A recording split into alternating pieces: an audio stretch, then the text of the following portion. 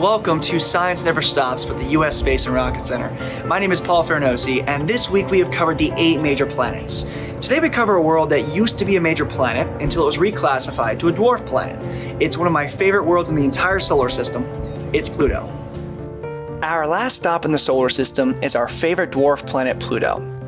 Like the ice giants, only one spacecraft has visited Pluto: New Horizons. When New Horizons launched in 2006, it set out to take a closer look at the 9th planet. Sadly, 6 months after New Horizons began its journey, Pluto was reclassified as a dwarf planet.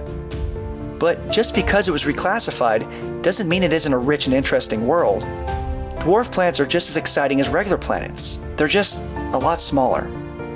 You might be wondering, how much smaller? Well, Pluto's diameter is about 1,500 miles across. That makes it smaller than our own moon, which has a diameter of about 2,100 miles across. Because Pluto is so tiny and so far from the Sun, it's also extremely cold. It's about negative 369 degrees below zero, and that's at its warmest. Despite its smallness, you can see that Pluto has a big heart. This region called Sputnik Planitia is one of Pluto's most exciting mysteries. There are plenty of craters elsewhere on Pluto, like we see on the Moon or on Mercury. But within the heart, we don't see any craters at all. That tells us that this little dwarf planet must not be completely frozen, because it would have to generate some amount of heat to make those craters disappear. How? We don't know.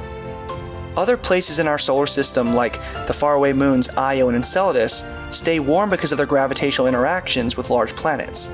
But Pluto is mostly on its own out here. Our best guess is that it must contain a lot of radioactive material in its core, and that radioactive decay is what warms the smooth surface of the heart. Pluto isn't completely on its own. Look just over its horizon and we can see Charon, its closest companion. Charon is a moon about half the size of Pluto, and massive enough that it doesn't actually orbit Pluto, like a normal moon would.